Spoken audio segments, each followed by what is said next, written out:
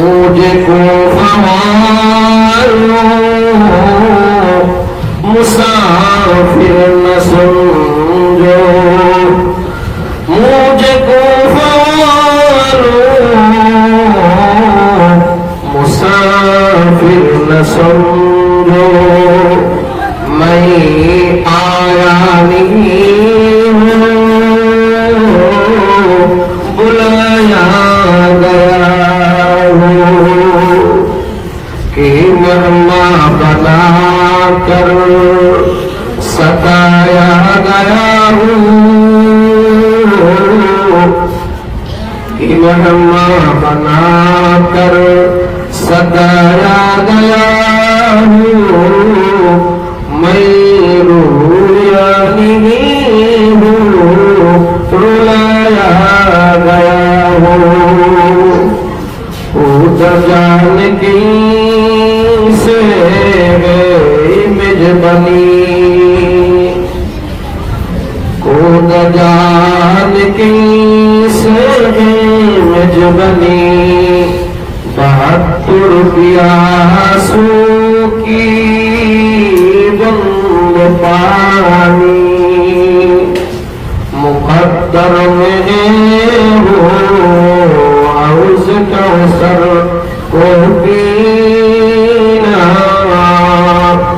मैं प्यासा नहीं हूँ पिलाया गया हूँ, मुझको ख्वालो मुसाफिर न समझो, मैं आया नहीं हूँ बुलाया गया हूँ। আল্লামা ইকবাল হুসাইন রাদিয়াল্লাহু তাআলা আনহু কুফাতে আসার ইতিহাসটা এইভাবে কবিতার মাধ্যমে তুলে ধরলেন। হুসাইন রাদিয়াল্লাহু তাআলা আনহু বলেন, মুঝে কুফা ওয়ালো, হে আমার কুফাবাসী, মুসাফির না সমঝো, আমাকে মুসাফির মনে করো না, আমাকে এই জায়গার মেহমান না, আমি মুসাফির না, আমি এই জায়গার রাজত্ব করার জন্য, দেশের শাসনদার গ্রহণ করার জন্য আমাকে এখানে আনা হয়েছে। নাই আয়া হি হো বুলায়া গয়া হো, ও কুফাবাসী, তোমরা আমাকে তীর দ্বারা আঘাত করো না, আমার শরীরের জনসাদীকে তোমরা শাহাদাতের পেয়ালা পান করাইছো, পানি পানি করতে গিয়ে একটুকু পানি পর্যন্ত তোমরা দেও না।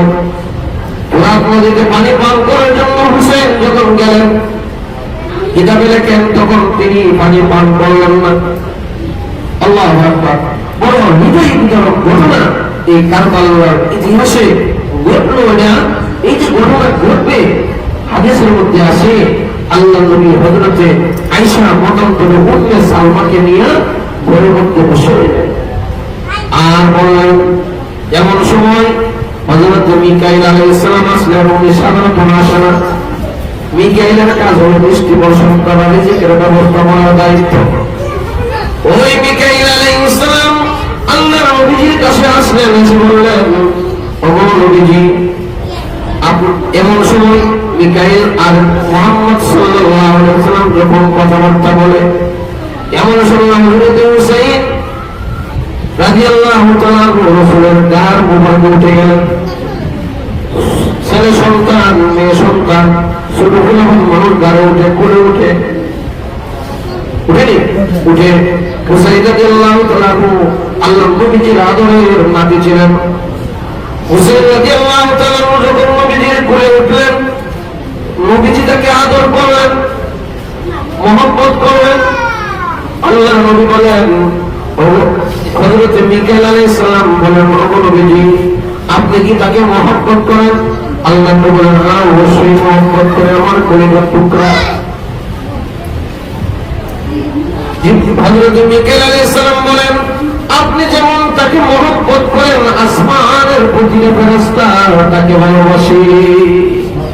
বলে শুনুন, তার একদল লোক আছে, একদল লোকেরা তাকে অমুক জায়গায় তাকে শাহাদাত গ্রহণ করবে। আল্লাহ নবী বলেন, এটা কি করে সম্ভব হয়? যদি বিশ্বাস না করেন আমি মাটি আনিয়ে দেখাই যে জায়গাতে কুফা হুসাইনকে শাহাদত বরণ করতে হবে, ওই জায়গার মাটি এনে হযরত মিকাইল নবীর সামনে রাখলেন। আয়েশা রাদিয়াল্লাহু তাআলা আনহা, হযরত উম্মে সালমা রাদিয়াল্লাহু তাআলা আনহা ওই লাল মাটি ওনার কাপড়ের আঁচলের মধ্যে অনেকদিন পর্যন্ত ধরে রাখলেন। আর ওই গবেষণা করতে লাগলেন। আল্লাহ নবী তো কুফা বলে নাই, আল্লাহ নবীর কাছে বলেছিল ওই জায়গায় মাটি আর ওই জায়গার মাটি যখন মিলে যাবে, ওই জায়গাতে যে জায়গাতে শাহাদত বরণ করবেন ওই জায়গার মাটি আইনা করে দিয়েছিলেন। শাহজালাল রহমাতুল্লাহ আলাইহি ওনার পীর এমন থেকে ওনার পীর বললেন, ও শাহজালাল শাহজালাল, তোমরা একটা বাহিনী নিয়া তোমাদের হাতের মাটি দিলাম, ওই মাটিটা নিয়া তোমাদের হাতের মাটি আর এই মাটি যেখানে মিলবে তোমাদের হাতের মাটির সাথে যদি ওই জায়গার মাটি মিলে যা, তাহলে ওই জায়গাতেই তোমরা অবস্থান করবা। এমন দেশ থেকে মুলকে এমন দেশ থেকে আরব কান্ট্রি থেকে শাহজালাল শাহ পরামর্শ কিন্তু 60 জন সাথী নিয়া ওই ওনার হাতের যে উস্তাদের হাতের যে মাটি ছিল ওই মাটি